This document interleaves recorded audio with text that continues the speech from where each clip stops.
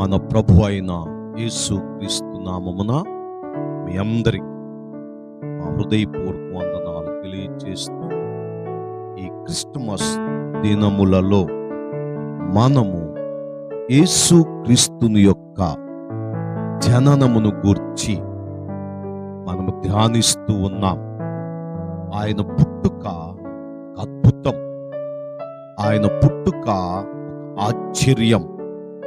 అదే రీతిలో ఆయన పుట్టుక అనేక మందికి దిగ్భ్రాంతిని, కలవరమును కలుగజేయడమే కాకుండా వారు దాని విషయమై ఎంతో ఆలోచన చేసి, వారిలో మొట్టమొదటి వ్యక్తి ఎవరంటే యోసేపు.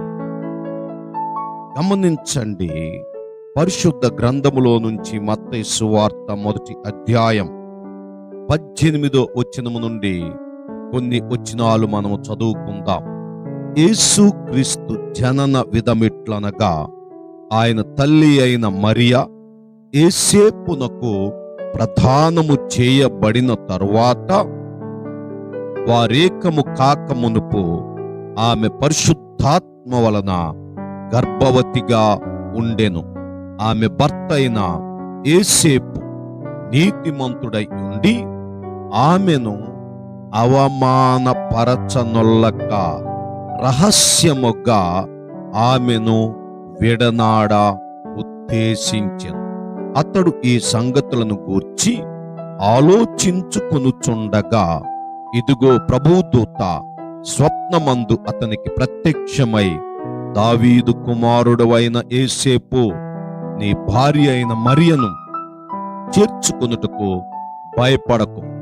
ఆమె గర్భము ధరించినది పరిశుద్ధాత్మ వలన కలిగినది. గమనించండి,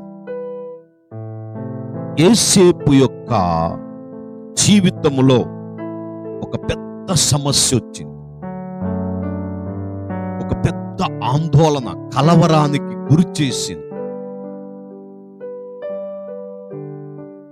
తాను కూడకముందే, తాను కలవకముందే ఆమె గర్భవతి అని తెలిసిన తరువాత యోసేపు చాలా ఆలోచన చేశాడు, చాలా కృంగిపోయాడు, చాలా వేదన చెందుతూ అతడు ఆమె భర్త అయిన యోసేపు నీతిమంతుడై ఉండి ఆమెను అవమానపరచనొల్లక రహస్యముగా ఆమెను విడనాడ ఉద్దేశించెను. రహస్యముగా ఆమెను విడనాడ ఉద్దేశించెను. ప్రభు అయిన యేసు క్రీస్తుని యొక్క పుట్టుక అనేక మంది జీవితములలో ఒక ఆశ్చర్యమును, ఒక విభ్రాంతిని, ఒక కలవరమును, లేకపోతే వారు ఆలోచించుకునేంత స్థితిలోనికి తీసుకుని వెళ్ళిపోయింది. గమనించ,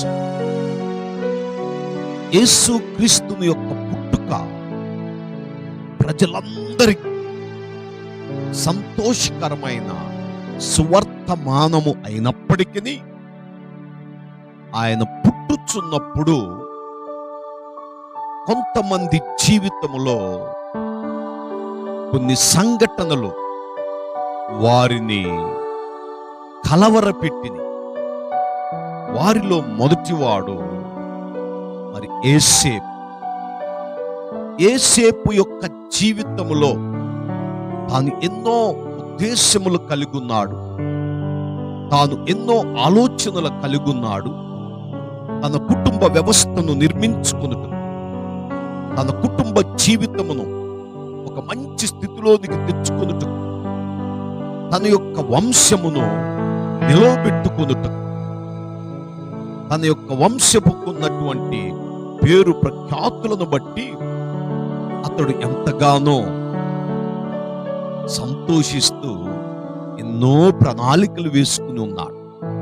అయితే ఎప్పుడైతే యేసేపునకు మరియా ప్రదానము చేయబడిందో, ఆ ప్రదానము చేయబడిన తరువాత యేసేపు యొక్క ఆలోచనలు, యేసేపు యొక్క ఉద్దేశ్యములు, యేసేపు యొక్క వంశమునకున్నటువంటి పేరు ప్రఖ్యాతులన్నీ కూడా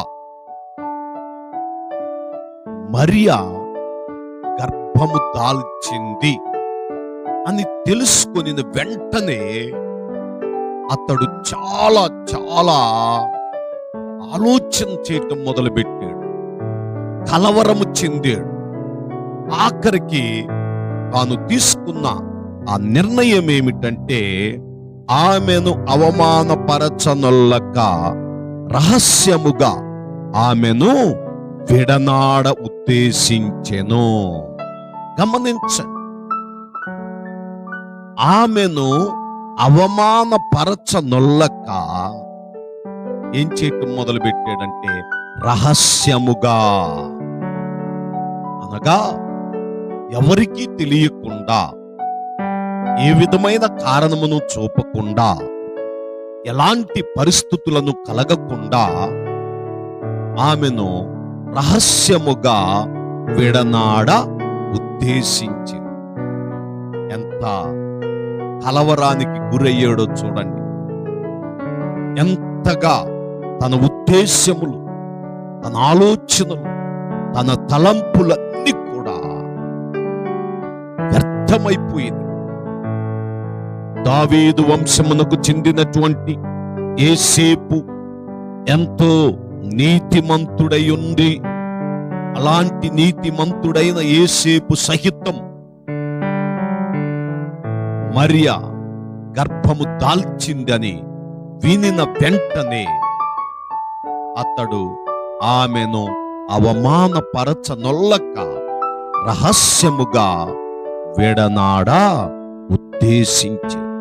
అయితే అతడు ఈ సంగతులను గూర్చి ఆలోచించుకొనుచుండగా ఎన్నో ఆలోచనలు చేస్తున్నాడు. నేనెట్లయినా సరే ఇది వదిలించుకోవాలి, నేనెట్లయినా సరే ఈ పేరు నా మీదకు రాకూడదు, ఎట్లయినా సరే నేను మరియను అవమానపరచకుండా తనను విడిచిపెట్టేసేయాలని ఒక మంచి ఆలోచన చేసి.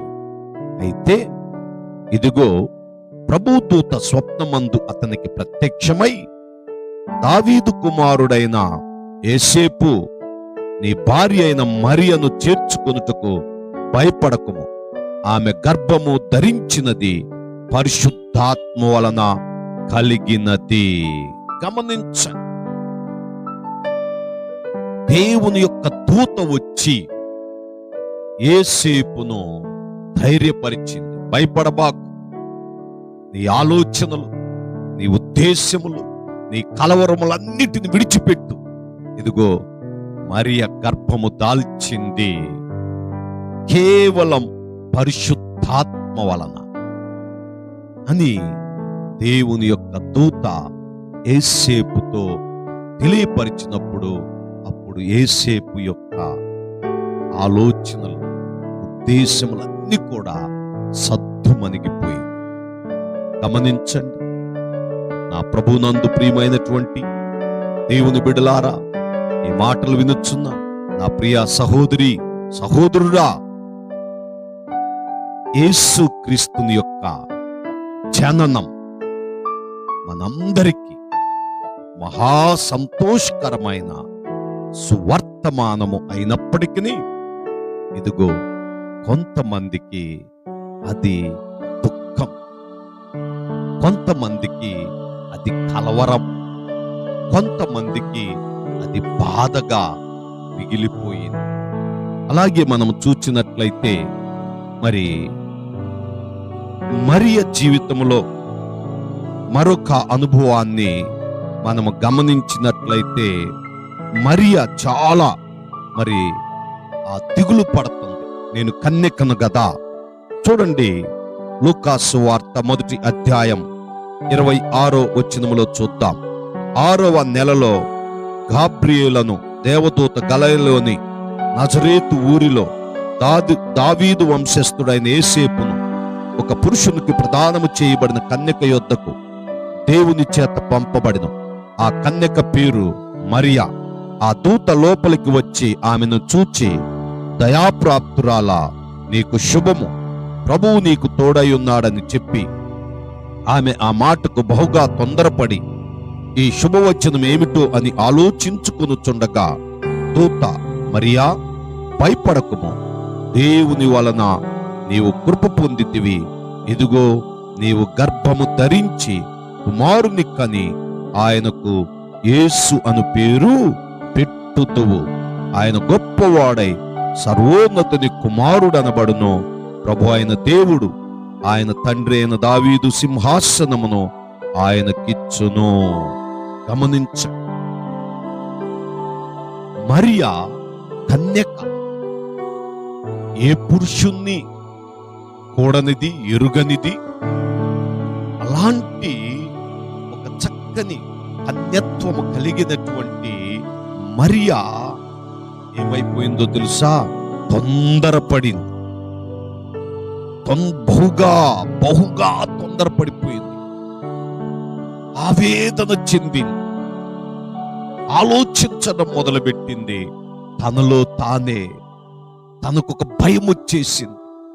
తనలో తానే ఒక వేదనకు గురైపోయింది. అయ్యో, నా జీవితం ఏమిటి ఇట్లా అయిపోయింది? నా పరిస్థితి ఏమిటి ఇలా అయిపోయింది? నేను ఒక కన్యకనే. ఇప్పుడే మరి నేను యోసేపునకు ప్రదానము చేయబడ్డాను. ప్రదానము చేయబడినటువంటి ఇదిగో ఈ దినములలో ఈ శుభవచనం ఏమిటి? ఆ దూత లోపలికి వచ్చి ఆమెను చూచి, దయాప్రాప్తురాలా, నీకు శుభం. అక్కడ వరకు బాగుంది. మరి ఆమె ప్రదానము చేయబడింది. చక్కగా భర్తను మరి పెళ్లి చేసుకోవడానికి సిద్ధపడుతుంది. ఇక్కడ వరకు చాలా బాగుంది, శుభం. అయితే ప్రభువు నీకు తోడై ఉన్నాడని చెప్పెను. ఆమె ఆ మాటకు బహుగా తొందరపడి ఈ శుభవచనం ఏమిటో అని ఆలోచించుకొనుచుండగా దూత, మరియా, భయపడకుము, దేవుని వలన నీవు కృప పొందితివి. ఇదిగో, నీవు గర్భము ధరించి కుమారుని కని ఆయనకు యేసు అను పేరు పెట్టుదువు. మరియ జీవితములో కూడా తొందరపాటు, ఆలోచన, ఆవేదన ప్రారంభమైంది. అయ్యో, నేను కన్యకను గదా, ఏ పురుషుణ్ణి ఎరుగని దానను, ఏ పురుషుణ్ణి కలవని దానను, నాకు ఇది ఎలా సంభవించి, ఇది నాపైకి రావడం ఏమిటి? అయ్యో, నేనిప్పుడు ప్రజల మధ్య ఎలా తలెత్తుకు తిరగాలి? నేను సమాజములో ఏమని చెప్పుకోవాలి? ఇదిగో, నాకు కాబోయేటువంటి భర్త అయిన యోసేపుకు నేను ఏమి జవాబివ్వాలి అని తనలో తాను ఎంతగానో కృంగిపోతుంది, కలవరపడపోతుంది, తొందరపడుతుంది. అప్పుడు దేవుని యొక్క దూత చెప్పుచున్న మాట, ఇదిగమ్మా, దేవుని వలన నీవు కృప పొందితివి, భయపడకు. ఇదిగో, మరి ఆయన గొప్పవాడై సర్వోన్నతుని కుమారుడు అనబడును. ప్రభు అయిన దేవుడు ఆయన తండ్రి అయిన దావీదు సింహాసనమును ఆయనకిచ్చును అని ఎప్పుడైతే ఆ యొక్క దూత మరియతో చెప్పిందో, మరియా చాలా చక్కగా నెమ్మది పొంది. అలాగే ఈరోజు అనేక మంది జీవితంలో దేవుని కార్యములు జరుగుతున్నప్పుడు బహుగా తొందరపడతాం, బహుగా ఆలోచన చేస్తాం. ఎందుకంటే దేవుడు ఒక కార్యమును చేయుచున్నప్పుడు ఆ కార్యము రూపము దాల్చుటకు, ఆ కార్యము ఒక చక్కని స్థితిని పొందుకొనుటకు అది ఎంతో శ్రమ పడుతుంది, అది ఎంతో కష్టపడుతుంది, అది ఎంతో నలిగిపోతుంది. అప్పుడే ఒక గొప్ప జీవితాన్ని మనం పొందుతాం. మరియ జీవితంలో కూడా కన్యకైనప్పటికీ దేవుని వలన కృప పొంది ఇదిగో గర్భము దాల్చి లోక రక్షకుడైన యేసు క్రీస్తునకు ఒక చక్కని రూపమును ఇచ్చుటకు తల్లిగా దేవుడు మరియను ఎన్నుకున్నాడు.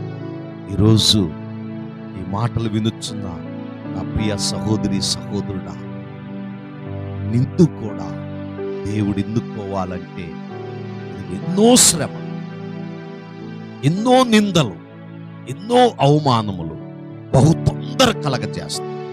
వాటన్నిటి నుండి దేవుడే మనకు నెమ్మదిచ్చు, దేవుడే మనకు ఒక చక్కని పరిస్థితులను కలిగించువాడని మనము జ్ఞాపకము చేసుకుని యేసేపు మరియల జీవితంలో కలిగినటువంటి సంఘటనలు చాలా ఆశ్చర్యం, చాలా విభ్రాంతిని కలిగించింది.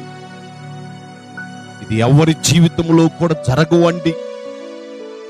అలా జరిగిన ఆ మనుషులు వాటిని భరించలేరు, తట్టుకోలేరు. వాటి నుండి విడుదల పొందడానికి ఎన్నో ప్రయత్నాలు చేస్తారు. కానీ యేసేపు మరియలు యేసు క్రీస్తుని యొక్క పుట్టుకకు వారు ఇరువురు కూడా విధేయులై తమను తాము అర్పించుకొని నిందొచ్చిన, అవమానం వచ్చిన ప్రజలకు అది విచిత్రమైన, ప్రజలు వారిని దోషులుగా చూచిన, నిందలకు అవమానములకు గురి చేసిన వారు ఇరువురు కలిసి ప్రభు అయిన యేసు క్రీస్తుకు జన్మ కారకులయ్యారు. ఈరోజు నీ నా జీవితంలో కూడా ఎన్ని శ్రమలు, ఎన్ని నిందలు వచ్చినా అనేక మంది యేసును తెలుసుకొనుటకు, అనేక మంది యేసును ఎరుగుటకు, అనేక మంది యేసు క్రీస్తు సువార్తను వినుటకు మనము కారకులముగా నిలవబడదామా?